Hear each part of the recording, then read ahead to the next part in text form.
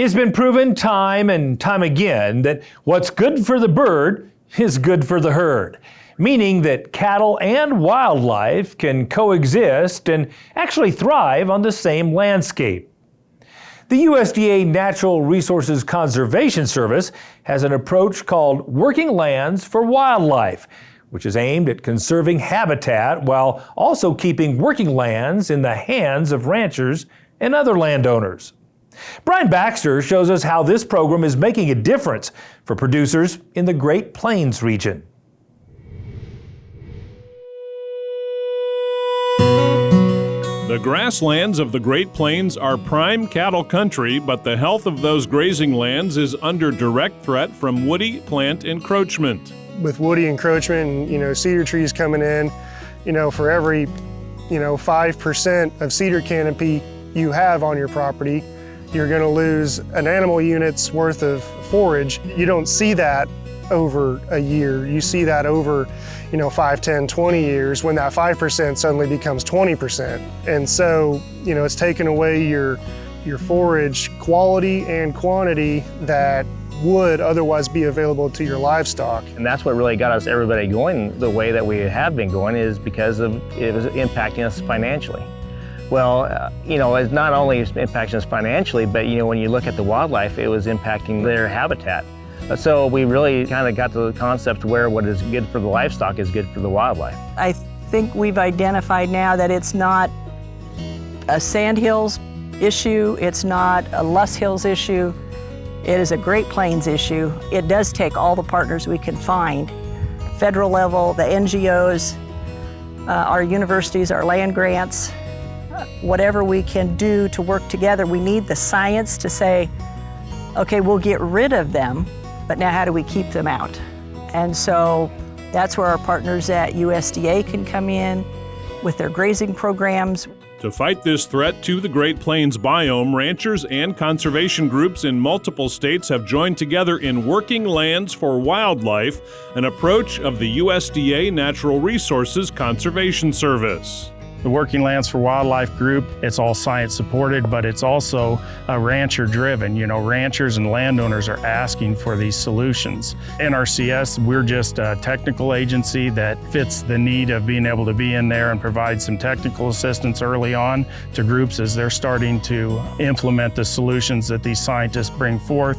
Without the science, some might think more trees and woody plants would actually benefit wildlife, but in the Great Plains, that is definitely not the case. Pheasants Forever as an organization is concerned about preserving grasslands because grassland birds in particular are on the steepest decline out of any biome collective group. The one thing they all have in common is they don't really want to be around trees at all. They avoid it. And so as we get, woody encroachment coming out of these bottoms and into our uplands, they start to get pushed back more and more and more.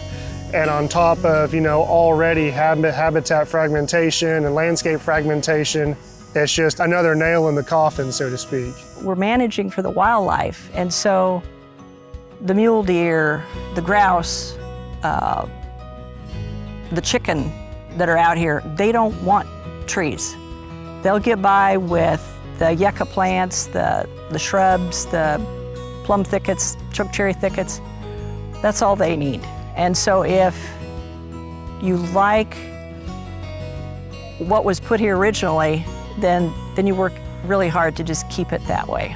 In the Great Plains, Working Lands for Wildlife projects have focused on defending the core of healthy grasslands from woody plant encroachment to the benefit of both cattle grazing and wildlife. It didn't take long for us to find out that what is good for the bird is good for the herd.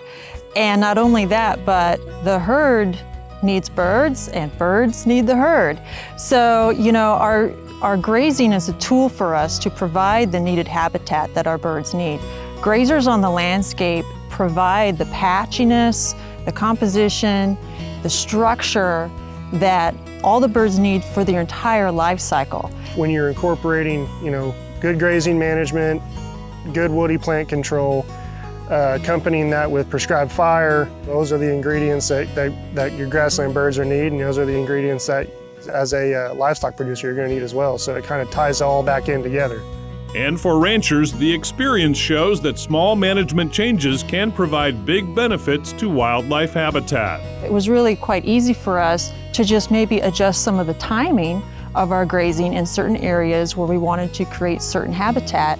And the results have been really great. We go out every spring and try and do a census of our prairie chickens and our sharp-tailed grouse. And we've been really happy with how our population is staying really, really steady. Disturbance in a grassland is good. Historically, you had millions of bison roaming these hills, and since they're gone, the closest you can get to replicating that is with cattle. And, you know, rotating cattle around and altering your season of grazing and, you know, stocking rates, and then incorporating, you know, prescribed fire. Keep your woody plants down. You can alter your season of fire and just kind of keeping overall your woody succession at a minimum for grassland bird and for livestock production. Beyond the Great Plains, the NRCS Working Lands for Wildlife approach has more than 8,400 participating ranchers in 48 states. The result to date is funding and projects that have conserved more than 12 million acres of wildlife habitat nationwide and kept working lands in working hands. I'm Brian Baxter reporting for NCBA's Cattleman to Cattleman.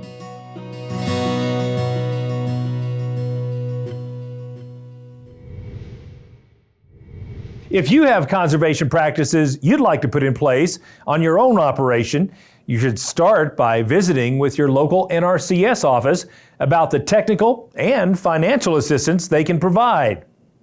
Go to their website, nrcs.usda.gov, to find an office near you.